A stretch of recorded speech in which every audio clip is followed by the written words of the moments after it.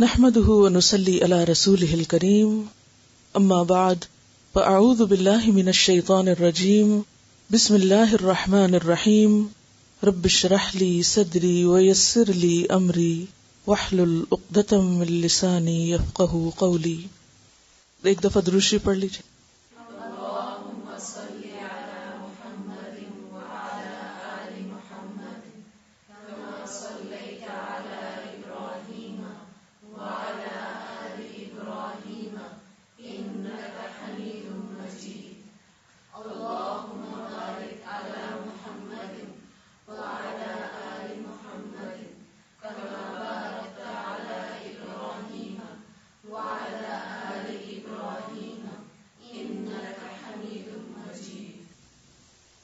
حسن اخلاق کی دعا مانگیے جو آئینہ دیکھتے ہوئے پڑھتے ہیں. ایک چھوٹے سے کاغذ پر اس دعا کو لکھیں اور آئینے کے اوپر لگا دیں. ہوم ورک کی ڈائری نکالیے اور لکھیے اس پر. اس سے کیا ہوگا؟ ہفتے بھر میں آئینہ تو دیکھیں گے یا نہیں؟ ہر ایک کو دیکھنا ہی پڑتا ہے. تو اگر آپ وہاں اسے لگا لیں گے تو جب بھی اپنی شکل دیکھیں گے تو اس وقت آپ صرف ظاہری شکل نہیں بلکہ اپنی حقیقی شکل سنوارنے کے لیے بھی دعا کریں گے. تو چلیے پڑھیے. اللہم کما حسنت خلقی فحسن خلقی. اہم ترین چیز یہ ہے کہ جو کچھ ہم سیکھیں اس پر عمل بھی کریں. اگر ہم عمل کریں گے تو سیکھنے کا فائدہ ہوگا، اور اگر عمل نہ کیا تو کیا ہوگا؟ مزید بوجھ جمع ہوتا جائے گا. سب نے اپنا ہوم ورک نوٹ کر لیا کہ اپنے آئینے کے اوپر یہ دعا لکھ کر لگانی ہے، کیونکہ قلم کے استعمال کے بغیر نہ علم بڑھ سکتا ہے اور نہ ہی عمل. چلیے پڑھیے. اللہم کما حسنت خلقی فحسن خلقی. ترجمہ بھی دوبارہ دہرا دیتی ہوں. اللہم اے اللہ، کما جیسا کہ، حسنت تو نے اچھا بنایا، خوبصورت بنایا، خلقی میری خلق کو، میری صورت کو، میری شکل کو، فحسن تو اچھا بنا دے، خوبصورت بنا دے، خلقی میرے خلق کو، میرے اخلاق کو، میری عادات کو.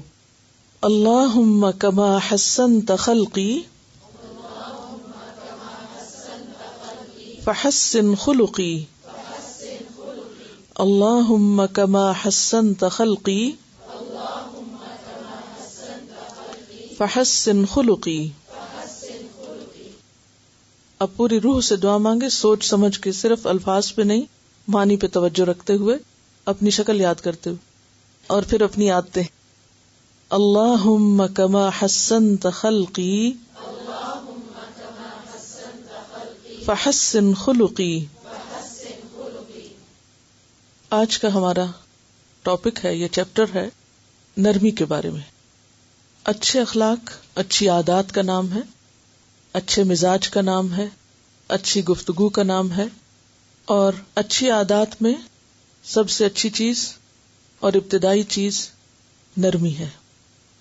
نرمی کے لیے عربی میں لفظ استعمال ہوتا ہے الرفق، اور روٹ کیا ہے؟ را فا قاف. رفق کہتے ہیں کسی کو نفع پہنچانا، کسی کو فائدہ دینا، اور رفق کہتے ہیں نرم، آسان اور مہربانی کے برتاؤ کو. اسی طرح رفق کا لفظ اس چیز کے لیے بھی استعمال ہوتا ہے جس سے مدد لی جائے، یعنی فائدہ مند ہو. رفقہ کہتے ہیں ساتھیوں کی جماعت کو، اور ساتھی بھی اکٹھے کب رہتے ہیں؟ ساتھی یہ دوست کب بنتے ہیں؟ جب آپ نرم ہوتے ہیں. تو آپ دیکھیے کہ ایک لفظ دوسرے سے کس طرح جڑا ہوا ہے. رافقہ کہتے ہیں لطف و مہربانی کو، بہتر سلوک کو. تو رفق کہتے ہیں نرمی کو. اور رفیق کا لفظ آپ نے سنا ہوگا. رفیق کس کو کہتے ہیں؟ ساتھی کو، دوست کو. اور دوست کے لیے کیا ہوتا ہے؟ نرم خو، مہربان، اچھا سلوک کرنے والا. مرفق عربی میں کہتے ہیں کوہنی کو، کوہنی. اور کوہنی کس لیے استعمال کی جاتی؟ ٹیک لگانے کے لیے، جس سے سہارا لیا جاتا ہے. اور اسی طرح مرتفقہ کا لفظ آپ پڑھ چکے ہیں قرآن پاک میں، وساعت مرتفقہ اور وحسنت مرتفقہ، سہولت کا سامان، سہولت کی جگہ.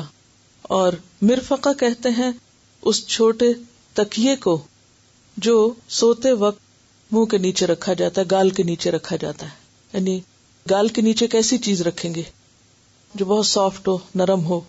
مثلا کسی اینٹ پہ آپ چہرہ نہیں رکھ سکتے. تو مرفقہ وہ چھوٹا تکیا جو آپ کے گال کے نیچے ہوتا ہے، اور تکیا نرم چیز ہوتی ہے. تو مرتفق کہتے ہیں بیسیکلی تکیا لگانے کی جگہ. جنت کو بھی مرتفق کہا گیا اور جہنم کو بھی مرتفق کہا گیا. اور جنت حسنت مرتفقہ ہے اور جہنم ساعت مرتفقہ ہے. بہترین ٹھکانہ، بہترین جگہ جنت، جہاں جنت کے عام فضا یا عام مزاج جو ہے اس میں کیا چیز غالب ہوگی؟ نرمی. تو دنیا میں بھی جن لوگوں میں نرمی ہوتی ہے یا جس گھرانے میں نرمی ہوتی ہے وہاں فضا جنت کی طرح ہو جاتی ہے. دنیا بھی جنت بن جاتی ہے جن لوگوں کے باہم معاملات نرمی پر مبنی ہوتے ہیں، اور وہ دنیا بھی جہنم بن جاتی ہے جہاں لوگوں کے درمیان یا لوگوں کے مزاج میں سختی پائی جاتی ہے.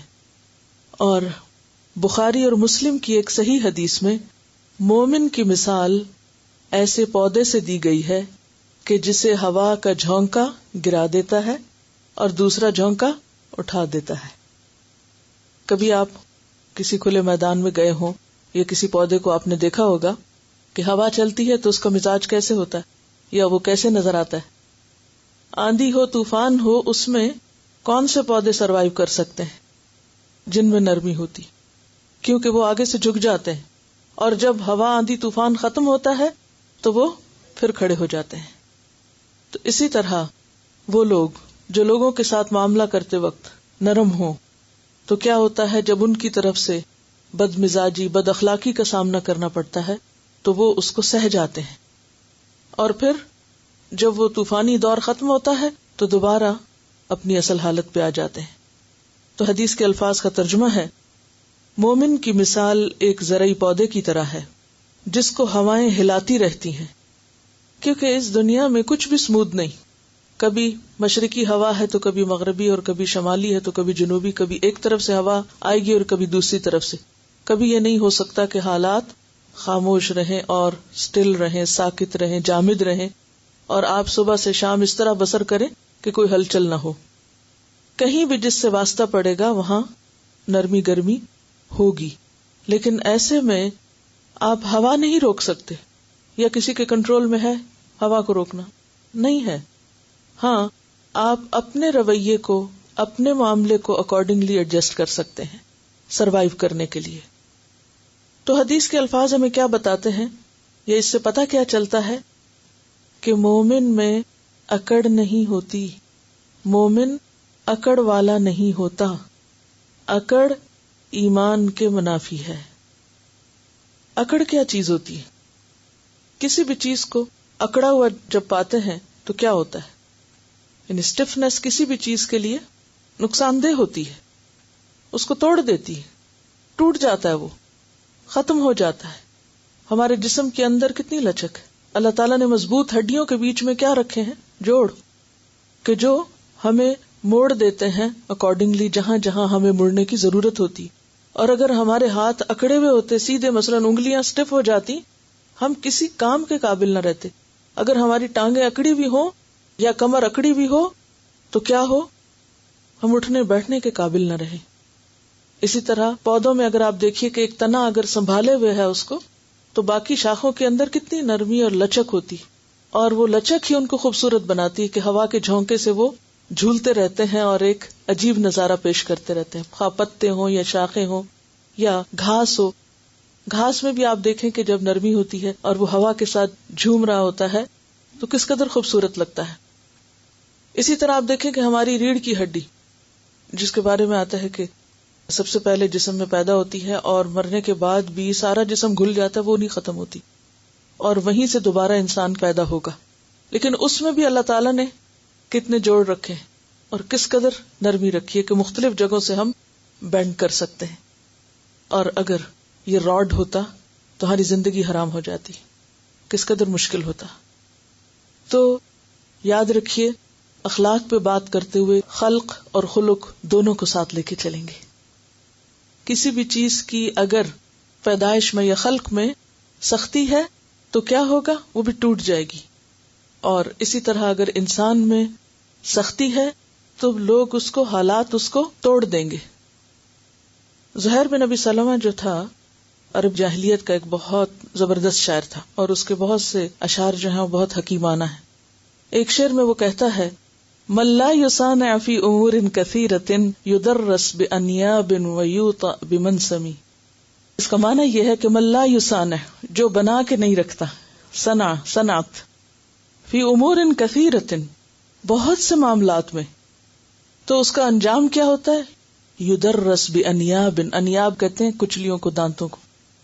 تو پھر کیا ہوتا ہے؟ کچل دیا جاتا ہے، بانیاب، کچلیوں کے ساتھ. ویوتا، اور رون دیا جاتا ہے، بمنسمی، کھروں کے ساتھ یا پاؤں کے ساتھ. یعنی جو شخص جس کے اندر نرمی نہیں ہوتی، جو دوسرے کے ساتھ ایڈجسٹ نہیں کرتا، تو پھر ایسا شخص اپنے لیے کانٹے کھڑے کرتا ہے، اپنے لیے آفات کو جنم دیتا ہے، اپنے لیے مصیبتوں کو کھڑا کرتا ہے. اور کیا کرتا ہے کہ آ بیل مجھے مار، پھر وہ اپنی بے عزتی کا سامان خود کرتا ہے اور اپنے لیے مشکلات خود پیدا کرتا ہے. تو مومن کیسا ہے؟ پودے کی طرح.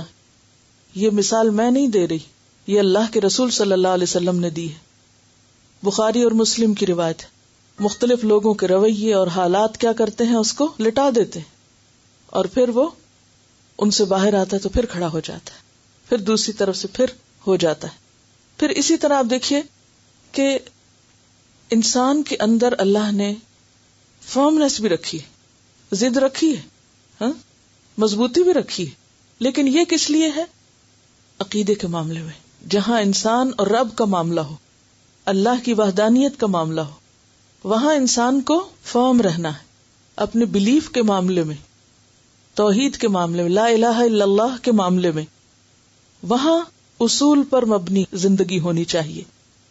لیکن اس کے برعکس جب لوگوں کے ساتھ معاملہ کرنا ہو تو پھر اس میں لچک ہونی چاہیے، فلیکسیبل ہونا چاہیے، نرمی ہونی چاہیے، حالات کے مطابق اس میں تبدیلی کرتے رہنا چاہیے. عام طور پر لوگوں کو دیکھا گیا ہے کہ وہ جب اپنے آپ کو بدل نہیں سکتے تو جھوٹے خود ساختہ اصولوں کا سہارا لیتے ہیں، اور وہ کیا کہتے ہیں؟ میری زندگی کے کچھ اصول ہیں اور میرے کچھ پرنسپلز ہیں اور میں ان سے ہٹ نہیں سکتا اور مجھے ان پر جم کے رہنا ہے. بہت اچھی بات ہے، وہ آپ کو اپنی ذات کے ساتھ اصول رکھنے چاہیے جب معاملہ صرف آپ کا اور اپنی ذات کا ہے. مثلا تہجد پڑھنے کا وقت ہے تو کسی اور کے ساتھ معاملہ نہیں، اب آپ فرم رہیے، کچھ بھی ہو اس میں آپ لچک نہیں پیدا کیجیے. یہاں آپ کو اصول پرست ہونا چاہیے. اگر آپ کو صدقہ خیرات کرنا ہے تو یہ نہیں کہ ادھر سے خیال آیا اور ادھر گیا اور ہل جل گئے اور بات ختم. فرائض کی ادائیگی کی بات ہے، نماز کی بات ہے، روزے کی بات ہے، جو آپ کی ذاتی عبادات ہیں، جو کام آپ کے اپنی ذاتی زندگی سے متعلق ہیں، ان میں آپ ضرور فرم رہیے، فکس رہیے، ہرگز خود کو ڈھیل نہ دیجیے، کوئی لچک پیدا نہ کیجیے. لیکن یاد رکھیے کہ جہاں بھی معاملہ لوگوں کے ساتھ ہوتا ہے، جہاں بھی انسان کا تعلق دوسرے کے ساتھ ہوتا ہے، جہاں دوسرے کے ساتھ ملنے کی بات ہوتی ہے، وہاں آپ کو لچک کے بغیر گزارا ہی نہیں. مثلا آپ دیکھیے کہ دو اینٹوں کو آپس میں کیا چیز جوڑتی ہے؟ سخت چیز نہیں جوڑتی، نرم چیز جوڑتی، سیمنٹ جوڑتا ہے. اور اگر وہ سیمنٹ پتھر بنا ہوا ہو تو کیا ہوگا؟ وہ دو اینٹوں کو نہیں جوڑ سکے گا، مضبوط عمارت نہیں بن سکتی. انسانی تعلقات بھی اسی طرح ہیں. انسان اپنے معاملے میں اپنی ذات کی اصلاح کے لیے اینٹ بنے، لیکن جب اس کو دوسرے کے ساتھ معاملہ کرنا ہے تو بیچ میں ایسا ایریا آئے گا کہ جو دونوں کے درمیان نرمی پیدا کر کے دونوں کو جوڑ سکے گا. جب بھی دو چیزوں کو آپس میں ایک دوسرے میں فکس کرنا ہوتا ہے تو پھر اگر ایک دوسرے کو راہ نہیں دیتا تو وہ چیز فکس نہیں ہو سکتی. اگر دو لوگ آپس میں کسی بھی معاملے میں اکٹھے کام کر رہے ہیں تو یہ نہیں ہو سکتا کہ صرف ایک ہی کی مانی جائے اور پھر وہ کام صحیح بھی ہو جائے. کبھی ایک جھکے گا اور کبھی دوسرا جھکے گا، کبھی ایک سنے گا اور کبھی دوسرا سنے گا، جب جا کر گزارا ہوگا. لیکن عام طور پر لوگوں کو کیا چیز نہیں جھکنے دیتی؟ انا نہیں جھکنے دیتی، اکڑ. ہاں، اور انا کی وجہ کیا ہوتی ہے؟ تکبر، اپنے آپ کو بڑی چیز سمجھنا، خود پرستی، خود کو بڑی چیز سمجھنا. اور کہیں بھی تھوڑا سا اختلاف ہو جائے تو اس کو انا کا مسئلہ بنا لینا، عزت کا مسئلہ بنا لینا کہ اس شخص نے میری بےزتی کر دی، اس نے میری بات نہیں مانی یا میں نے اس کی نہیں مانی، تو اب اگر میں اس کی مان لوں گا تو کیا ہوگا؟ میں تو اس کے سامنے چھوٹا ہو جاؤں گا، میں تو گر جاؤں گا اس کے سامنے، میں تو چھوٹا بن جاؤں گا، اور پھر یہ تو مجھے چبا دے گا، اور یہ تو مجھے ترنے والا بنا دے گا، اور مجھے تو اپنے اصول پہ قائم رہنا، اس لیے مجھے وہ کرنا ہے جو مجھے کرنا ہے. یہ ضد اور ہٹ دھرمی کا دوسرا نام ہے. جب آپ کو دوسروں کے ساتھ مل کے چلنا ہے تو اس میں آپ کو جھکنا پڑے گا، ٹوٹنا پڑے گا، اور اگر آپ نہیں ٹوٹتے خود تو آپ کو توڑا جائے گا، آپ وہ فائدے نہیں اٹھا سکیں گے جو آپ اٹھا سکتے ہیں. کیا چیز انسان کے اندر نرمی لا سکتی ہے؟ انسان کا یہ احساس کہ میں بندہ ہوں، بڑا صرف اللہ ہے. کہیں بھی یہ خیال آ جائے کہ میں بڑا ہوں اور فلاں نے میری بڑائی کو چیلنج کر دیا ہے اور میری بات نہیں سنی یا میری نہیں مانی یا میری بڑائی کو ٹھیس پہنچا دی ہے، تو پھر فوراً جو خیال آپ کو ٹھنڈا کر دے گا وہ یہ کہ بڑائی تو اللہ کے لیے، بڑا تو صرف اللہ ہے، میں تو بڑی نہیں. خواہ آپ کسی کے مقابلے میں واقعی بڑے ہوں بھی عمر کے اعتبار سے، کیونکہ اللہ نے سب کو ایک جیسا نہیں بنایا، بہت چیزوں میں فرق رکھا ہے. انسان کنگھی کے دندانوں کی طرح نہیں ہے بلکہ انگلیوں کی طرح ہے، سائز میں بڑے چھوٹے ہیں، فزیکلی بھی، عمر کے اعتبار سے بھی، مال کے اعتبار سے بھی، عقل کے اعتبار سے بھی، علم کے اعتبار سے بھی. ہے یہ فرق یا نہیں؟ یہ فرق ہے، اس فرق کو آپ ختم نہیں کر سکتے. لہذا یقینی طور پر گھر میں کوئی تو بڑا ہوگا. اب آپ اگر گھر میں بڑے ہیں تو بہت دفعہ ایسا ہو سکتا ہے کہ جب آپ کی بڑائی کو نہ مانا جائے، جیسے بچے بعض اوقات اپنی منمانی کرتے ہیں تو کیا کرتے ہیں، دراصل ہماری بڑائی کی نفی کر رہے ہوتے ہیں یا ہمیں چیلنج کر رہے ہوتے ہیں، ہماری بڑائی کی نفی کر رہے ہوتے ہیں یا ہمیں چیلنج کر رہے ہوتے ہیں. اسی طرح مثلاً آپ استاد ہیں تو اپنے شاگرد کے مقابلے میں تبھی استاد ہیں کہ آپ کو اللہ نے علم زیادہ دیا ہے، لیکن بہت دفعہ شاگرد آپ کی بات نہیں مانتے، تو کیا ہوگا؟ آپ کی بڑائی چیلنج ہو جائے گی. اسی طرح آپ کے پاس مال ہے یا آپ سمجھدار زیادہ ہیں اور دوسرا جو آپ سے معاملہ کر رہا ہے وہ انتہائی ناسمجھ ہے، بے وقوف ہے، اور وہ اپنی بے وقوفی کی وجہ سے آپ کی بات نہیں مان رہا، تو اب اس میں کیا ہو گیا؟ آپ کو اس نے چیلنج کیا ایک طرح سے، یا آپ کی بڑائی کو ٹھیس پہنچائی. ایسے میں کیا ہوگا کہ آپ ضرور غصہ کریں گے، غصہ نہیں تو غم، کیونکہ غصہ کس پہ آتا ہے؟ اپنے سے چھوٹے پر، اور غم کس کے مقابلے میں ہوتا ہے؟ جو اپنے سے بڑا ہوتا ہے. جب ہم ریاکٹ نہیں کر سکتے تو پھر ہم اپنے اندر ہی غم رکھ کے کھاتے ہیں خود کو. بہرحال اب کیا ہے کہ ایسے موقع پر جہاں آپ دیکھیں کہ آپ کی انا کو ٹھیس لگ گئی ہے اور آپ کو کسی نے غصہ دلا دیا ہے یا آپ کو کسی نے رنجیدہ کر دیا ہے یا آپ کو کسی نے ہرٹ کر دیا ہے، جس پر آپ خود بھی واچ کر رہے ہیں اور جائزہ لے رہے ہیں کہ کیا کیا باتیں آپ کو لوگوں کی تکلیف دے رہی ہیں یا دی ہیں، ایسے مواقع پر پھر پلٹ کر تکلیف دینے والے کے ساتھ اچھا بننا، دکھ دینے والے کے ساتھ بھلائی کرنا، کسی کی سختی کے جواب میں نرمی کرنا صرف اس وقت ممکن ہو سکتا ہے جب انسان فوراً اپنے آپ کو یہ سمجھائے کہ بڑا تو صرف اللہ ہے، میں تو بڑی نہیں.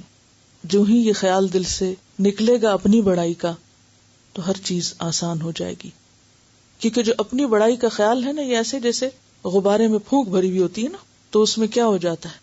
اکڑ ہو جاتی ہے. جتنا زیادہ وہ پھکا ہوا ہوگا تو وہ اتنا ہی اکڑا ہوا ہوگا، اور جو ہی اس میں سے پھونک نکلے گی تو کیا ہوگا؟ نرم ہو جائے گا. تو ہمارے اندر جب تک انا کی پھونک بھری ہوئی ہوتی ہے اکڑ بھری ہوئی ہوتی ہے، سختی ہوتی ہے، اور ہم سمجھتے ہیں ہم بڑی چیز ہیں، تو پھر کبھی بھی انسان دوسرے کے ساتھ اچھا اخلاق نہیں برت سکتا. اور پھر ہم خود پرستی کے شکار ہیں یا نہیں، انا کا شکار ہیں یا نہیں، یہ کہاں سے پتہ چلے گا؟ یہ کیسے پتہ چلے گا؟ یہ پتہ چلے گا کہ ہمارا لوگوں کے ساتھ معاملہ کرتے وقت رویہ کیا ہے. اور ہم جب تک مسلسل اپنی نگرانی خود نہیں کریں گے اور مسلسل اپنے آپ کو یہ یاد دہانی نہیں کرائیں گے تو اس وقت تک معاملہ درست نہیں ہو سکتا. اور پھر آپ دیکھیے کہ جب آپ لوگوں کے ساتھ اکڑ کا معاملہ کرتے ہیں تو آپ کو رسپانس بھی کیسا ملتا ہے؟ یعنی آپ اگر کسی اکڑنے والے کے مقابلے میں آپ بھی اکڑ جاتے ہیں، کوئی سختی کر رہا ہے آپ بھی سختی کر رہے ہیں، اینٹ کا جواب پتھر سے دے رہے ہیں، کیا ہوگا؟ اور زیادہ فساد اور خرابی پیدا ہوگی. اور خاص طور پر ایسے لوگوں کے ساتھ کہ جن کے اندر کوئی خوف خدا نہیں اور کوئی حیا نہیں اور کچھ نہیں، وہاں کبھی بھی اصلاح نہیں ہو سکتی. اس میں آپ دیکھیے کہ جب آپ اکڑ کے معاملہ کرتے ہیں تو لوگوں کی انا جگا دیتے ہیں، آپ دوسروں کی انا ہرٹ کر دیتے ہیں، اور جب انا جاگ جاتی ہے تو پھر نتیجہ کیا ہوتا ہے؟ مسئلہ بڑھتا ہے، مسئلہ بڑھ جاتا ہے. اور اگر آپ نرمی سے کام لیتے ہیں تو آپ لوگوں کے ضمیر کو جگاتے ہیں. کس کو جگاتے ہیں؟ ضمیر کو جگاتے ہیں. اور جب آپ کسی کا ضمیر جگا دیں تو پھر کیا ہوتا ہے؟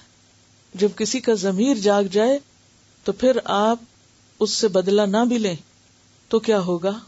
وہ صحیح کرے گا اور وہ خود شرمندہ ہوگا، وہ خود ریئلائز کرے گا کہ اس کی غلطی ہے. اور اگر دیکھا جائے تو نرمی ایک بہت بڑا ہتھیار ہے.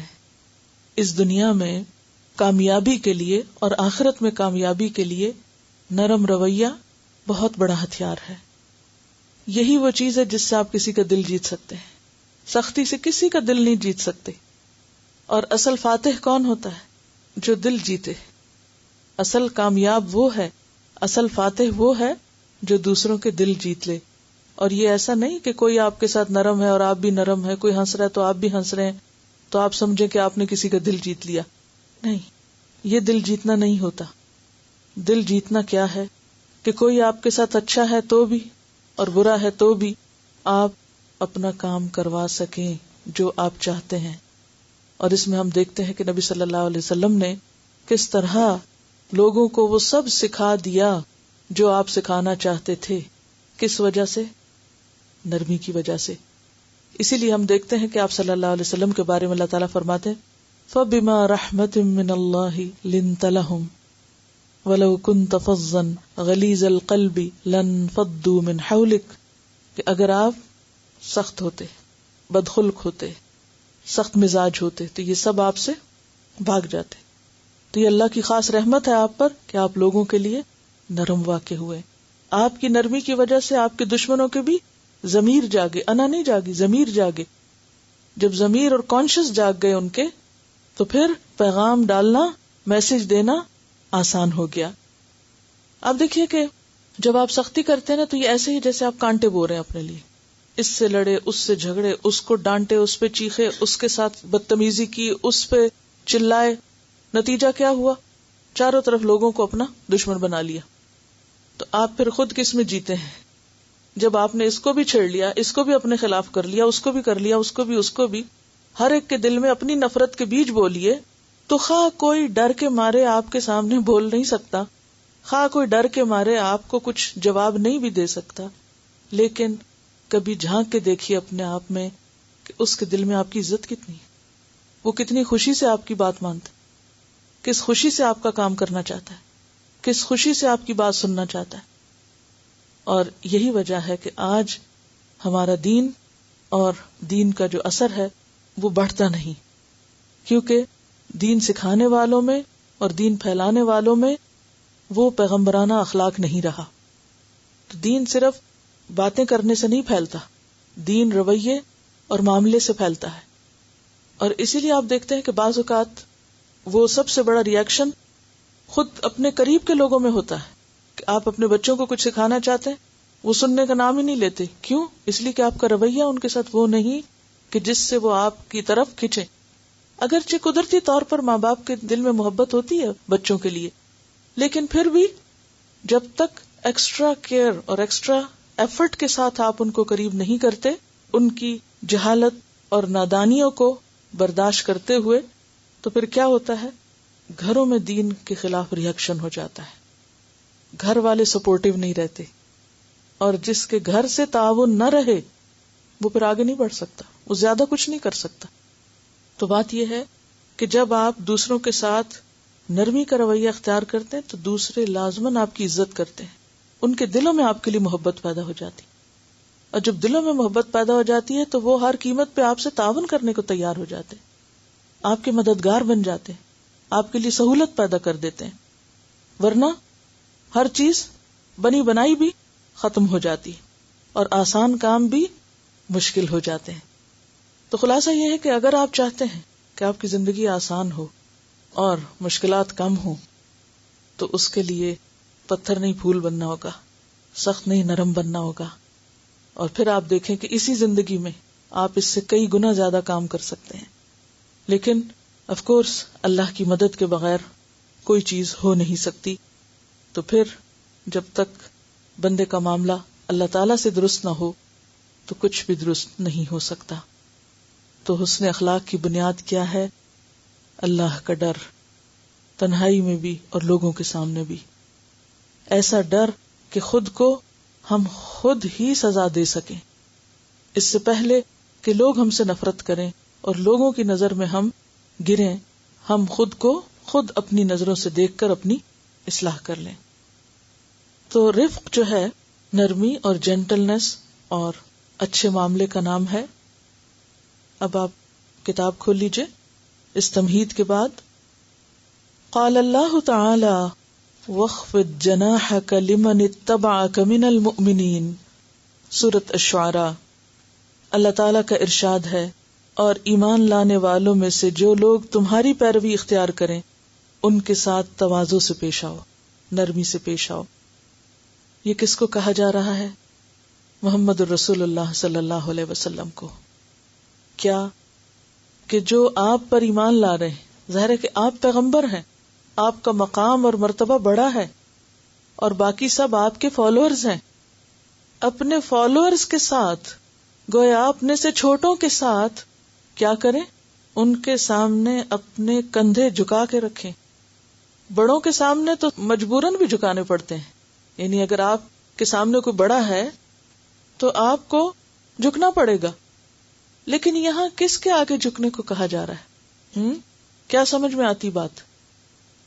دنیا کا سب سے بڑا انسان ہے محمد صلی اللہ علیہ وسلم، آپ سے کہا جا رہا ہے، یعنی آپ کے مرتبے اور مقام سے بڑا کسی کا مقام نہیں ہے انسانوں میں سے، ان سے کہا جا رہا ہے کہ آپ اپنے سے چھوٹوں کے ساتھ کیسے پیش آئیں، کندھے جھکا کے رکھیں۔ جناح کس کو کہتے ہیں؟ کندھا، بازو، ونگ، پر، اپنے پر جھکا دیں۔ کس کے لیے؟ اپنے پیروکاروں کے لیے، اپنے ساتھیوں کے لیے۔ کیا سبق ہے ہم سب کے لیے؟ ہم میں سے جو جس بھی بڑائی کے مقام پر ہے، خواہ ماں ہے یا بڑی بہن ہے یا استاد ہے یا کوئی لیڈر ہے یا وٹ ایور، کچھ بھی، کیا اس کے لیے نمونہ ہے محمد صلی اللہ علیہ وسلم کی زندگی میں؟ کیا کریں؟ اکڑنے والے تو یہ نہیں کر سکتے، پھر ہم کس سنت کی پیروی کے دعوے کرتے ہیں؟ ہم گردن اکڑا کے کیوں رکھتے ہیں کہ اگر ہم نے نیچے کر دی تو کیا ہوگا؟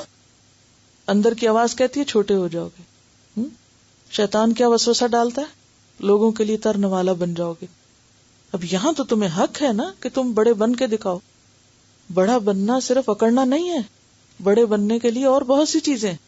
وَاخْفِضْ جَنَاحَكَ لِمَنِ اتَّبَعَكَ مِنَ الْمُؤْمِنِينَ، ماں باپ کے لیے جھکنے کا حکم تو دوسری جگہ ہے ہی کہ ماں باپ کے لیے کیا کرو؟ عاجزی سے پیش آؤ، کندھے جھکا کے۔ تو وہاں کیا ہے؟ بڑے کے سامنے چھوٹے کا جھکنا، اور یہاں چھوٹوں کے سامنے بڑے کا جھکنا، گویا سب کے لیے ہی جھکنے کا حکم۔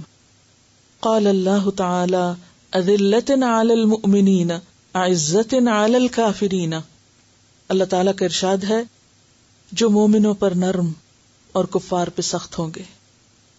یہ صحابہ کرام کی خصوصیت قرآن پاک میں بتائی گئی ہے۔ تو گویا اوپر والوں کے مقابلے میں بھی نرم، نیچے والوں کے مقابلے میں بھی نرم، اور ساتھ والوں کے برابر والوں کے لیے بھی نرم۔ کیا دلیل ہے بڑوں کے سامنے جھکنے کی؟ ماں باپ کے سامنے جھکنے کا قرآن نے حکم دیا۔ چھوٹوں کے سامنے جھکنے کی نبی کریم صلی اللہ علیہ وسلم کو حکم دیا گیا۔ اور ساتھیوں کے لیے، ساتھ برابر والوں کے لیے صحابہ کرام کی مثال دی گئی کہ آپس میں ایک دوسرے کے لیے نرم ہیں۔ عن عائشہ انہا قالت قال رسول اللہ صلی اللہ علیہ وسلم اذا اراد اللہ عز وجل بأہل بیت خیرا ادخل علیہم الرفق، رواہ احمد۔ ان عائشہ، عائشہ رضی اللہ تعالی عنہا سے روایت ہے، انہا قالت، کہتی ہیں، قال رسول اللہ صلی اللہ علیہ وسلم، کہ رسول اللہ صلی اللہ علیہ وسلم نے فرمایا، اذا اراد اللہ، جب ارادہ کرتا ہے اللہ تعالی عز وجل، عز وجل، بأہل بیت، کسی گھر والوں کے ساتھ، بیت گھر کو کہتے ہیں اور اہل بیت گھر والے، کسی گھرانے کے ساتھ، خیرن بھلائی کا، یعنی جب اللہ چاہتا ہے کہ کسی گھر پہ یا کسی گھرانے پہ بھلائی ہو، ادخلا، داخل کر دیتا ہے، علیہم، ان پر، الرفق، نرمی۔ سیدہ عائشہ رضی اللہ عنہا سے روایت ہے کہ رسول اللہ صلی اللہ علیہ وسلم نے فرمایا، جب اللہ تعالی کسی خاندان کے لیے بھلائی چاہتے ہیں تو ان میں نرمی ڈال دیتے ہیں، یعنی اس گھرانے کے اندر جو چیز پرویل کرتی ہے، جو اس گھرانے کا ایک عام اصول ہے یا اس گھر کے افراد کے آپس کے تعلقات نرمی پر مبنی ہیں، تو وہاں خیر ہی خیر ہے، برکت ہی برکت ہے، بھلائیاں ہی بھلائیاں ہیں، گویا ان کے لیے بھلائیوں کے دروازے کھل جاتے ہیں۔ حدیث کی راویہ عائشہ رضی اللہ تعالی عنہا ہے، جو کہ خود اپنی زندگی میں، اپنے گھرانے میں، والد کے گھر بھی اور نبی صلی اللہ علیہ وسلم کے گھر بھی نرمی اور شفقت کو دیکھتی رہی، اور پھر آپ کے اپنے اخلاق اور مزاج کے اندر بھی وہ نظر آتی ہے۔ کون تھی حضرت عائشہ؟ نبی صلی اللہ علیہ وسلم کی اہلیہ تھیں۔ ان کا جو نسب بیان کیا جاتا ہے، ام المؤمنین سیدہ عائشہ بنت ابی بکر صدیق، قریشیہ، تیمیہ، مکیہ۔ ان کو ام المومنین کہا جاتا ہے، نام عائشہ ہے، ابو بکر کی بیٹی ہیں، قریشیہ ہیں یعنی خاندان قریش سے تعلق رکھتی ہیں، تیمیہ ہے، ان کے قبیلہ تیم کی طرف ان کی نسبت ہے، اور مکیہ ہیں کیونکہ مکہ میں پیدا ہوئی۔ والد اور والدہ دونوں ہی صحابی تھے، دادا کو بھی یہ سعادت نصیب ہوئی۔ حضرت فاطمہ سے 8 سال چھوٹی تھیں، مکہ میں پیدا ہوئی، اور اس وقت جبکہ آپ صلی اللہ علیہ وسلم کی نبوت کا اعلان ہو چکا تھا، یعنی مسلمان خاندان میں پیدا ہوئی، یعنی حضرت ابوبکر اسلام لا چکے تھے۔ آپ نبی صلی اللہ علیہ وسلم کی کتنی محبوب تھی، اس کے بارے میں آپ اندازہ لگا سکتے ہیں کہ عمرو بن العاص جو 8 ہجری میں مسلمان ہوئے، انہوں نے نبی صلی اللہ علیہ وسلم سے پوچھا کہ یا رسول اللہ صلی اللہ علیہ وسلم، لوگوں میں سب سے زیادہ آپ کو پیارا کون ہے؟ فرمایا عائشہ۔ انہوں نے پوچھا مردوں میں سے؟ فرمایا اس کا باپ۔ اور صحابہ کرام کو یہ بات بہت اچھی طرح پتا تھی کہ آپ حضرت عائشہ سے کتنی محبت کرتے ہیں، لہذا روایات میں آتا ہے کہ جس دن آپ حضرت عائشہ کے گھر ہوتے، صحابہ کثرت سے آپ کے ہاں تحائف بھیجتے تاکہ آپ کی خوشی حاصل کر سکیں۔ اور متعدد واقعات ہمیں ملتے ہیں جب آپ صلی اللہ علیہ وسلم کے ہاں حضرت عائشہ آ گئی، یعنی رخصتی ہو گئی، جو کہ جنگ بدر کے بعد ہوئی۔ جیسا کہ آپ جانتے ہیں کہ بدر کا موقع جو تھا مسلمانوں کے لیے بہت خوشی کا موقع تھا، تو اس کے بعد پھر حضرت عائشہ کی رخصتی ہوئی، اور شوال ہی میں نکاح ہوا تھا اور شوال ہی میں رخصتی ہوئی تھی، تو ان کو شوال کا مہینہ بہت پسند تھا۔ بہرحال آپ اس وقت عمر میں چھوٹی تھی اور کھیلنے سے دلچسپی تھی۔ وہ اپنے بارے میں خود کہتی ہیں کہ آپ صلی اللہ علیہ وسلم جب گھر تشریف لاتے تو میں سہیلیوں کے ساتھ، گڑیوں کے ساتھ کھیلتی تھی، اور جب آپ تشریف لاتے تو میری سہیلیاں ادھر ادھر چھپ جاتی، تو آپ ایک ایک کو ڈھونڈتے اور کہتے کہ تم کھیلو، یعنی کھیلنے کو انکریج کرتے۔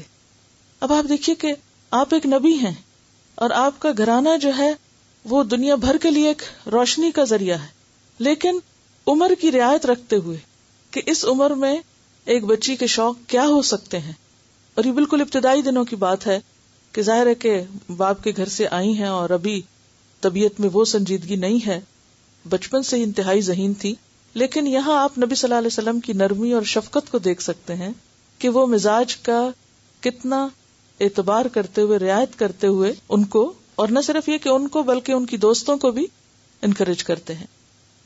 اسی طرح وہ واقعہ بھی آپ کو یاد ہوگا جب ایک موقع پر ایک وفد مسجد نبوی میں آیا اور حبشیوں کا تماشا تھا، تو حضرت عائشہ رضی اللہ تعالیٰ عنہ کہتی ہیں کہ میں آپ کے کندھے پہ سر رکھ کر دیکھتی رہی، اس وقت تک آپ کھڑے رہے جب تک میں تھک نہ گئی، جب تک میں نے نہ کہا کہ ہاں اب بس. خود بھی آپ نے دیکھا اس کھیل کو اور حضرت عائشہ کو بھی دکھایا، اور یہ بخاری کی روایت ہے. پھر اسی طرح آپ دیکھتے ہیں کہ ایک اور موقع جب حضرت ابو بکر رضی اللہ تعالیٰ عنہ آپ کے گھر تشریف لاتے ہیں، تو حضرت عائشہ اور حضور کے درمیان کچھ بات چل رہی ہے اور حضرت عائشہ غصے سے بول رہی ہیں، تو حضرت ابو بکر دیکھتے ہی حضرت عائشہ کی طرف دوڑتے ہیں کہ ان کو ایک لگائیں، اور حضور صلی اللہ علیہ وسلم فوراً آگے آ جاتے ہیں. اور پھر حضرت ابو بکر واپس چلے جاتے ہیں تو آپ صلی اللہ علیہ وسلم فرماتے ہیں دیکھو عائشہ میں نے تمہیں کیسے بچایا. اب یہ ہے نرم مزاجی کا ایک بہترین نمونہ. بہت ابتدائی عمر میں آپ سے نکاح ہو گیا تھا اور پھر شادی ہوئی، تو براہ راست آپ سے بہت کچھ سیکھنے کا انہیں موقع ملا، اور یہ وجہ ہے کہ بعد کی زندگی میں آپ لوگوں کے لیے ایک بہترین معلمہ تھی. حضرت عائشہ رضی اللہ تعالیٰ عنہ کے علم کے بارے میں مختلف صحابہ کرام اور جو آپ کے شاگرد ہیں وہ اپنا اوپینین کیا دیتے ہیں یا آپ کے بارے میں کیا کہتے ہیں. عروہ بن زبیر جو ہیں یہ مدینہ کے مفتی رہے ہیں آگے جا کر، آپ کے بھانجے بھی ہیں. انہوں نے سب کچھ حضرت عائشہ سے سیکھا بنیادی طور پر، یعنی حضرت عائشہ ان کی معلم تھی. وہ کہتے ہیں کہ میں سیدہ عائشہ کی صحبت میں رہا، یعنی کہ کئی سال تک میں ان کے پاس رہا.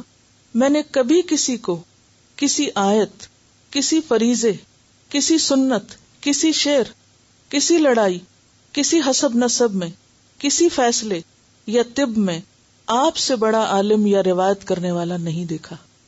یہ ان کے بھانجے کہتے ہیں کہ جتنا آپ کا علم تھا آپ سے بڑھ کے میں نے کسی اور میں اتنا علم نہیں دیکھا. میں نے پوچھا خالہ جان طب کہاں سے سیکھی آپ نے؟ فرمایا میں بیمار ہو جاتی، میرے علاج کے لیے کوئی چیز بیان کی جاتی، یا کوئی اور بیمار ہو جاتا اس کے لیے کوئی دوا بیان کرتا، میں لوگوں سے سنتی کہ بعض کو دوائی وغیرہ بتا رہے ہیں، تو میں ان سب چیزوں کو زبانی یاد کر لیتی تھی. لکھنے پڑھنے کے لیے اتنی کاپیاں تو نہیں تھی ہماری طرح بھر بھر کے رکھ دیتے، اور پھر اس کے بعد یاد کچھ بھی نہیں ہوتا، اور جب عمل کا وقت آئے تو سب غائب. تو وہ کہتی ہیں کہ مجھے کوئی علاج بتاتا، کسی اور کو بتاتا، یا لوگ آپس میں ایک دوسرے کو بتاتے. تو اس میں آپ دیکھیں کہ ان کی لسننگ کیسی تھی، صرف سنتی نہیں تھی، سن کے پھر اس کو محفوظ کر لیتی تھی. عروہ بن زبیر فرماتے ہیں کہ میں نے آپ کے بہت سے علم کے بارے میں کوئی سوال ہی نہیں کیا، یعنی اتنا کچھ سیکھا کہ بہت کچھ مجھے پوچھنا بھی نہ پڑا. امام مسروق جو ہیں انہوں نے حضرت عائشہ سے بہت سی احادیث روایت کی ہیں. ان سے پوچھا گیا کیا حضرت عائشہ میراث کا علم اچھی طرح جانتی تھی، یعنی علم وراثت؟ تو مسروق کہتے ہیں اللہ کی قسم میں نے بڑے بڑے صحابہ کرام کو دیکھا کہ وہ میراث کے بارے میں سیدہ عائشہ سے سوال کیا کرتے تھے. وہ کہتے ہیں کہ میں نے بزرگ صحابہ کرام کو دیکھا، یعنی عمر میں بھی بڑے اور علم میں بھی بڑے، کہ وہ ان سے میراث کے بارے میں پوچھتے تھے. ابو موسیٰ اشعری روایت کرتے ہیں ہم اصحاب محمد صلی اللہ علیہ وسلم کو جب کسی مسئلے میں کوئی مشکل پیش آتی اور ہم نے اس مسئلے کے بارے میں سیدہ عائشہ سے پوچھا تو ہم نے اس مسئلے کا علم ان کے پاس پایا. کبھی ہمیں محرومی نہیں ہوئی کہ ہم جائیں کچھ پوچھنے کے لیے اور وہ کہیں کہ میں نہیں جانتی. اور کہا جاتا ہے کہ اگر سیدہ عائشہ کے علم کا تمام عورتوں سے موازنہ کیا جائے تو ان کا علم بڑھ کر ہوگا. یعنی دور نبوت کی جتنی بھی خواتین تھیں یا بعد کے زمانوں میں بھی دین کا علم جتنی بھی عورتوں کے پاس ہے ان سب کو اکٹھا کر لیا جائے تو اس پر حضرت عائشہ کا علم جو ہے وہ حاوی ہوگا، بھاری ہوگا. پھر اسی طرح عطا ابن ابی رباح وہ ایک تابعی ہیں، وہ کہتے ہیں کہ سیدہ عائشہ سب لوگوں سے زیادہ فقیہ اور عام مسائل میں سب لوگوں سے زیادہ اچھی رائے رکھنے والی تھی. پھر اسی طرح یہ ہے کہ نہ صرف یہ کہ علم میں بہت آگے تھی، عمل میں بھی بہت آگے تھی، یعنی جو کچھ پاس ہوتا وہ صدقہ کر دیتی تھی.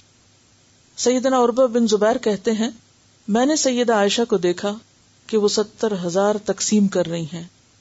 اب یہاں درہم و دینار کا لفظ نہیں اس لیے میں کچھ ایڈ نہیں کر سکتی کہ 70,000 تقسیم کر رہی ہیں اور خود اپنی قمیض کے گریبان کو پیوند لگا رکھا ہے.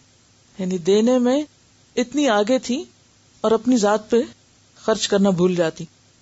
ایک دفعہ معاویہ بن ابی سفیان نے حضرت عائشہ کے پاس 1,00,000 درہم بھیجے. عروہ کہتے ہیں, کیونکہ بھانجے ہیں پاس ہی رہتے تھے, عروہ کہتے ہیں اللہ کی قسم شام نہ پڑنے دی کہ سب تقسیم کر دیے. آپ کی کنیز نے کہا کاش اگر آپ 1 درہم کا ہمارے لیے گوشت خرید لیتی.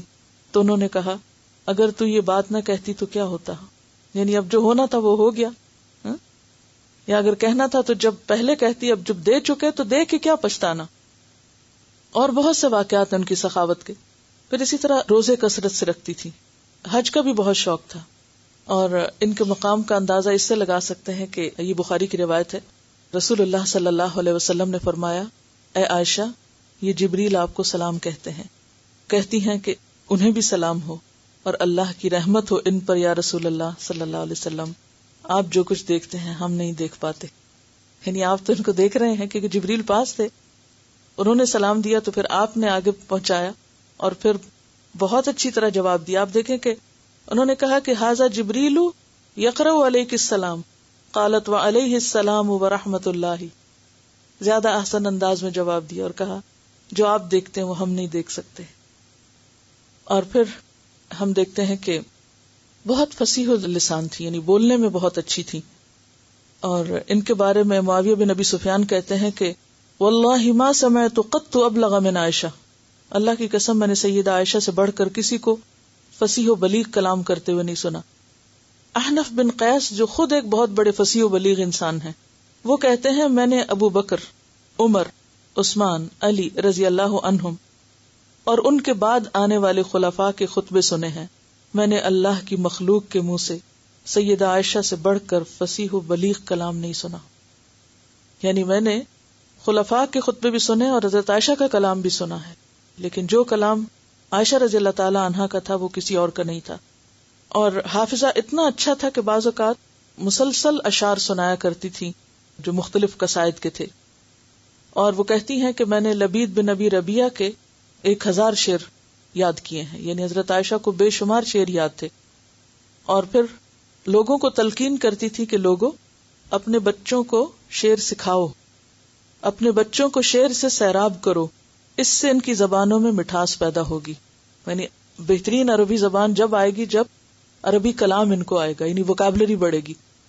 آج آپ دیکھیں کہ بچوں کو ابتدا میں کیا سکھاتے ہیں, پوئٹری سکھاتے ہیں, نرسری رائمز, اور ابتدا میں نظمیں وغیرہ بچوں کو یاد کراتے ہیں. پھر اسی طرح عروہ بن زبیر فرماتے ہیں کہ سیدہ عائشہ کو کوئی چیز درپیش آتی تو فوراً شعر سے جواب دیتی, یعنی باتوں میں بھی ان کے بہت سے شعر ہوتے.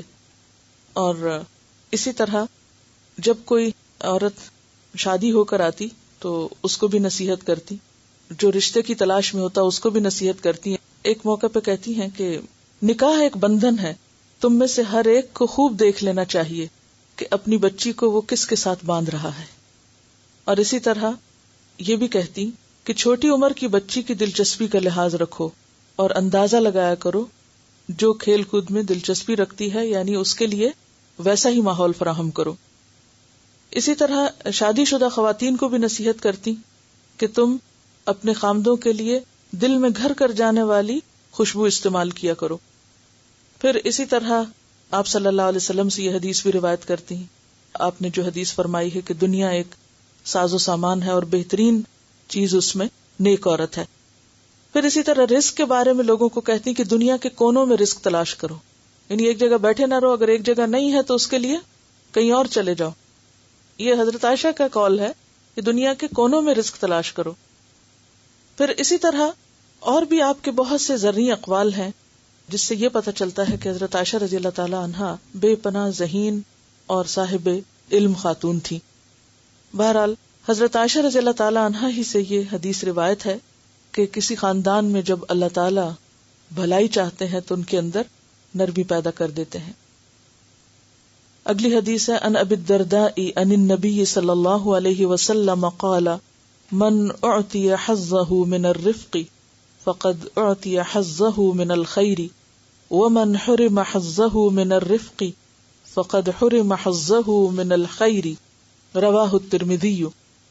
ان ابی الدرداء ابو الدرداء رضی اللہ عنہ سے روایت ہے ان النبی صلی اللہ علیہ وسلم قال، نبی صلی اللہ علیہ وسلم نے فرمایا، من جو کوئی اعطیا دیا گیا، حظہ اپنا حصہ، من الرفق نرمی میں سے، فقد پس تحقیق، اعطیا دیا گیا، حظہ اپنا حصہ، من الخیر خیر میں سے، ومن حرم اور جو محروم کیا گیا، حظہ اپنے حصے سے، من الرفق نرمی سے، فقد حرم پس تحقیق وہ محروم کیا گیا، حظہ اپنے حصے سے، من الخیر خیر کے۔ رواہ الترمذی، اسے ترمذی نے روایت کیا کتاب البر والصلۃ۔ سیدنا ابو الدرداء رضی اللہ عنہ سے روایت ہے کہ نبی کریم صلی اللہ علیہ وسلم نے فرمایا، جس کو نرمی میں سے حصہ ملا تو اسے خیر میں سے حصہ ملا، اور جو کوئی نرمی کے حصے سے محروم رہا وہ خیر سے محروم رہا۔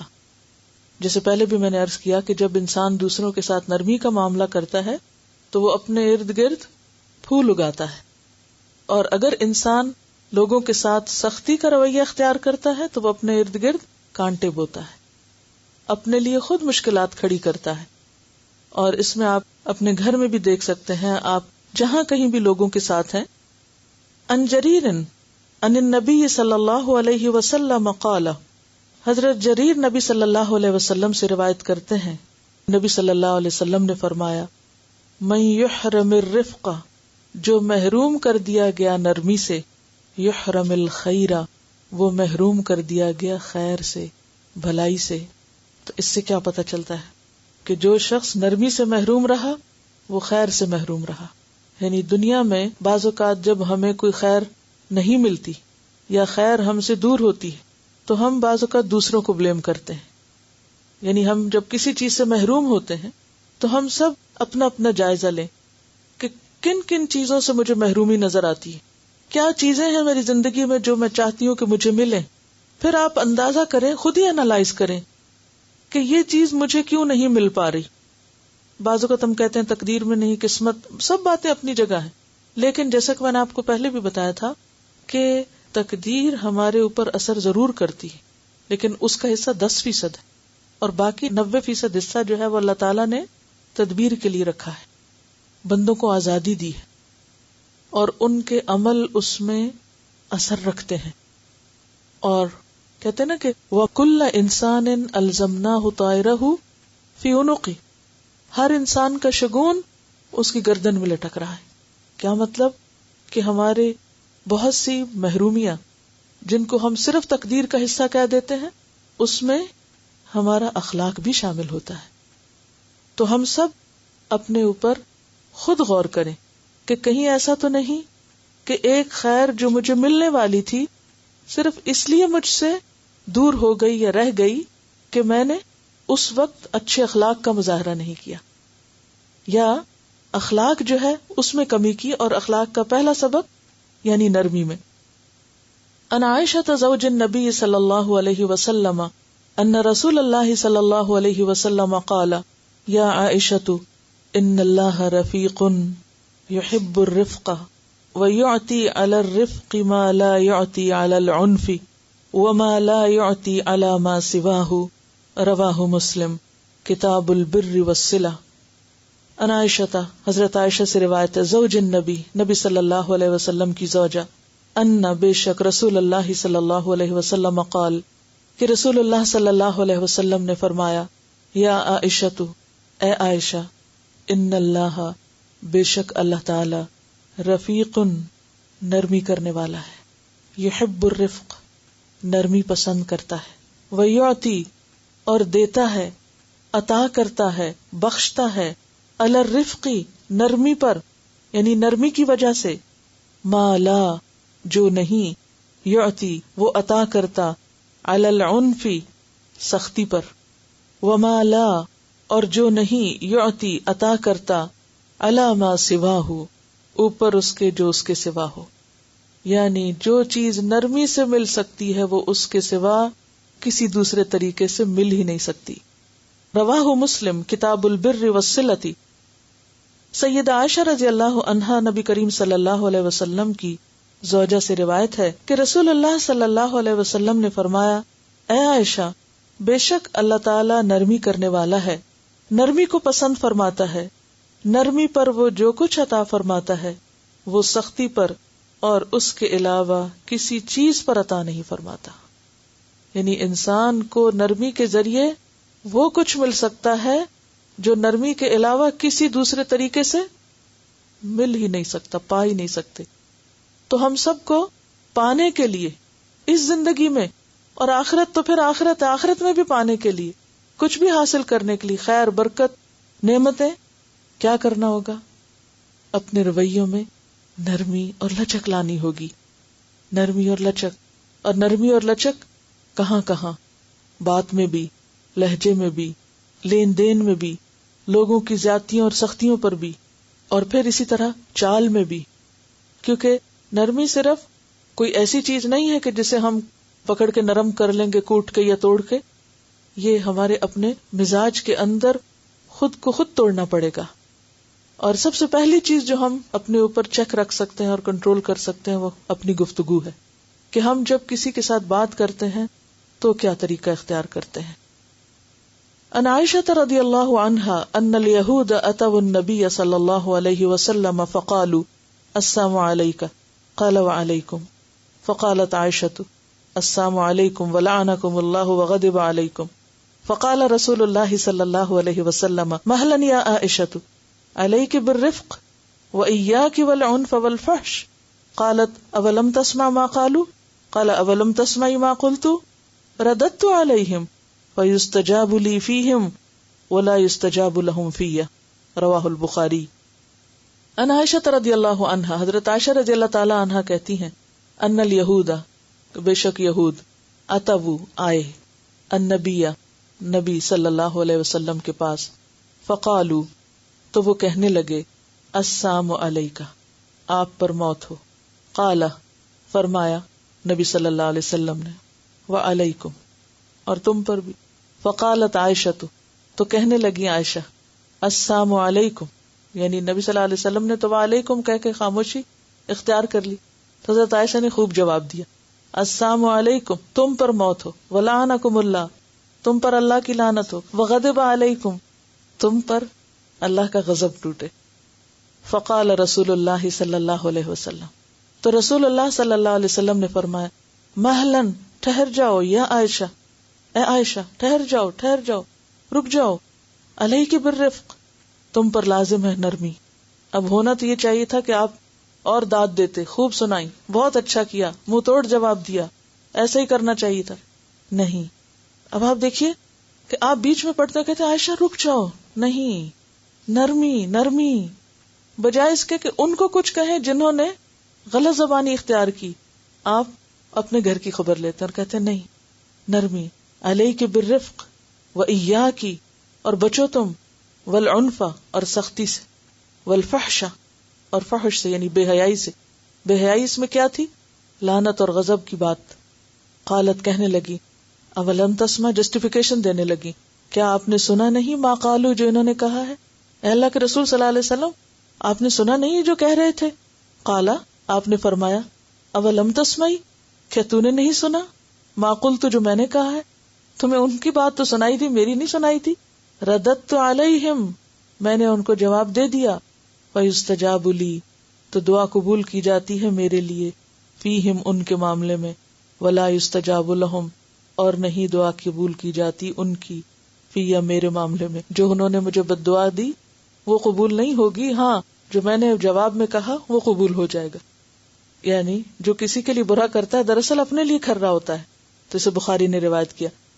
سیدہ عائشہ رضی اللہ عنہا سے روایت ہے کہ یہود نبی کریم صلی اللہ علیہ وسلم کی خدمت میں حاضر ہوئے اور کہا، السلام علیکہ. نبی کریم صلی اللہ علیہ وسلم نے فرمایا، وعلیکم. لیکن سیدہ عائشہ رضی اللہ عنہا نے کہا، السلام علیکم ولعنکم اللہ وغضب علیکم. تو رسول اللہ صلی اللہ علیہ وسلم نے فرمایا، ٹھہرو عائشہ، نرم خوئی اختیار کرو اور سختی اور بد کلامی سے ہمیشہ پرہیز کرو. انہوں نے کہا کہ آپ نے نہیں سنا کہ یہود کیا کہہ رہے تھے؟ نبی کریم صلی اللہ علیہ وسلم نے فرمایا، تم نے نہیں سنا کہ میں نے انہیں کیا جواب دیا؟ میں نے ان کی بات انہی پہ لوٹا دی، میری ان کے بارے میں دعا قبول کی گئی، اور ان کی میرے بارے میں قبول نہیں کی گئی. ان عائشہ زوج النبی صلی اللہ علیہ وسلم، حضرت عائشہ نبی صلی اللہ علیہ وسلم کی زوجہ فرماتی ہیں، ان النبی صلی اللہ علیہ وسلم، نبی صلی اللہ علیہ وسلم سے روایت کرتی ہیں، قال، کہ آپ نے فرمایا، ان الرفق لا یکون فی شیء، بے شک نرمی نہیں ہوتی کسی چیز میں، الا مگر زانہ، اسے خوبصورت بنا دیتی ہے، ولا ينزع من شیء، اور نہیں نکالی جاتی کسی چیز سے، الا شانہ، مگر اس کو بدنما بنا دیتی ہے، عیبدار کر دیتی ہے. رواہ مسلم کتاب البر والصلہ. سیدہ عائشہ رضی اللہ عنہا نبی کریم صلی اللہ علیہ وسلم کی زوجہ سے روایت ہے کہ نبی کریم صلی اللہ علیہ وسلم نے فرمایا، جس چیز میں بھی نرمی ہوتی ہے وہ اسے زینت دار بنا دیتی ہے، اور جس سے یہ نکال دی جاتی ہے اسے عیب دار کر دیتی ہے. یعنی جہاں نرمی ہوگی وہاں خوبصورتی ہوگی، رنگ و خوشبو ہوگی، اور جہاں سے نکل جائے گی وہ چیز جیسے پھول سوکھ جاتا ہے اور ٹوٹ پھوٹ جاتا ہے، بے روح ہو جاتا ہے. تو جس انسان کے اندر نرمی ہوگی اس کے اندر ایک خاص اٹریکشن ہوگی، اور جس میں سختی ہوگی اس کے اندر وہ اخلاق کی خو نہیں ہوگی. عن عبداللہ بن مسعود قال قال رسول اللہ صلی اللہ علیہ وسلم، عبداللہ بن مسعود کہتے ہیں کہ رسول اللہ صلی اللہ علیہ وسلم نے فرمایا، الا اخبرکم، کیا میں نہ خبر دوں تم کو، بمن، اس کے بارے میں جو یحرم، حرام ہے، علی النار، آگ پر، و، اور، بمن، ساتھ اس کے جو تحرم، حرام ہے، علیہ، اس پر، النار، آگ، علی کل قریب، اوپر ہر قریب کے، ہین، نرمی کرنے والے کے، سہل، آسانی کرنے والے کے. سیدنا عبداللہ بن مسعود رضی اللہ عنہ سے روایت ہے کہ رسول اللہ صلی اللہ علیہ وسلم نے فرمایا، کیا میں تمہیں ایسے لوگوں کی خبر نہ دوں جو جہنم کی آگ پر یا جہنم کی آگ ان پر حرام ہے. یہ ہر اس شخص پہ حرام ہے جو لوگوں کے قریب رہنے والا، نرمی کرنے والا، آسانی کرنے والا ہے. گویا دنیا کے فائدے تو نرمی سے ملتے ہی ہیں، آخرت کا بہت بڑا فائدہ نرمی سے جو حاصل ہوتا ہے وہ کیا ہے کہ جہنم کی آگ اس پہ حرام ہے اور وہ جہنم پہ حرام ہے. یعنی جہنم کی آگ اسے جلا ہی نہیں سکتی، اسے چھو ہی نہیں سکتی، اور وہ جہنم کی آگ میں جا ہی نہیں سکتا. یعنی ایک بات کو تاکید کے ساتھ دو انداز میں کہا گیا، وہ جہنم پہ حرام ہے، آگ اس پہ حرام ہے. اور وہ کون ہے؟ جو قریب ہے. یعنی آپ اس کے پاس ہو یا وہ آپ کے پاس ہو تو آپ میں اور اس میں ایسا ڈسٹینس نہ ہو کہ آپ اپنے دل کی بات اسے نہ کہہ سکیں یا وہ آپ کو نہ کہہ سکے. یعنی قربت محسوس ہو اور اس کے ساتھ ساتھ نرم ہو، اور پھر لوگوں کے لیے آسانی کرے، مشکلات نہ پیدا کرے. بعض اوقات ہوتا ہی ہے کہ چھوٹی سی بات ہوتی ہے، چھوٹا سا کام ہوتا ہے لیکن انتہائی مشکل بن جاتا ہے. چھوٹا سا معاملہ ہوتا ہے لیکن بہت بڑا ایشو بن جاتا ہے. تو اس میں کرنے کی چیز کیا ہے کہ انسان دوسروں کے لیے آسانی پیدا کرنے والا ہو، معاملے میں نرمی کرنے والا ہو، اور لوگوں کے لیے قریب ہو. یعنی ایک ریپلشن نہ ہو اس کے اندر لوگوں کی، اور وہ لوگوں کو اپنے سے بھگانے والا نہ ہو. تو اس میں آپ دیکھیے کہ پچھلا ہوم ورک جو آپ کا تھا کہ 3 ایسی باتیں لکھیں جو دوسروں میں آپ کو اچھی نہ لگے. یہ تو پہلے ہفتے کا ہوم ورک تھا. پھر دوسرے ہفتے کا یہ تھا کہ ایسے مواقع پر آپ کا ری ایکشن کیا تھا، کیا ویسا جو کسی نے آپ کے ساتھ کیا برابر کا معاملہ تھا، اس سے بہتر کا تھا یا اس سے بدتر کا تھا. اپنے آپ کو ایویلویٹ کرنا ہے. اب اگلے ہفتے میں آپ کو کیا کرنا ہے کہ جہاں آپ لوگوں کے ساتھ معاملہ کریں وہاں آپ دیکھیں کہ آپ کا معاملہ خواہ وہ آغاز میں ہو یا ری ایکشن میں ہو، نرمی پہ مبنی تھا یا سختی پہ مبنی تھا. یعنی منہ توڑ جواب دینے والا یا سن کے آرام سے بات کرنے والا.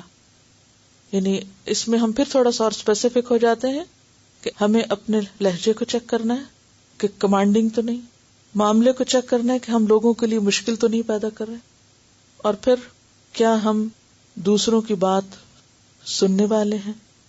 بعض اوقات ہم کہہ دیتے ہیں کہ ہم سننا ہی نہیں چاہتے، آپ بتائیں نہ، کہیں نہ ہمیں.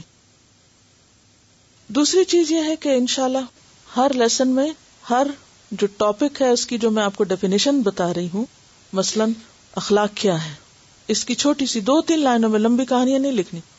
نرمی سے مراد کیا، رفق کا معنی میں نے آپ کو لکھوایا، کیونکہ اگر آپ کو ڈیفینیشنز پتا ہوں گی تو فوراً آپ باقی چیزیں خود ریلیٹ کر لیں. ہر ایک اپنی اپنی زندگی میں پھر ان کو اپنے اپنے اعتبار سے ریلیٹ کر سکتا ہے. صرف ڈیفینیشن لکھا کریں گے اور ہوم ورک لکھیں گے، یہ پرسنل گرومنگ کا ایجنڈا ہے. سبحانک اللہم و بحمدک، نشہد ان لا الہ الا انت، نستغفرک و نتوب الیک. السلام علیکم و رحمۃ اللہ وبرکاتہ.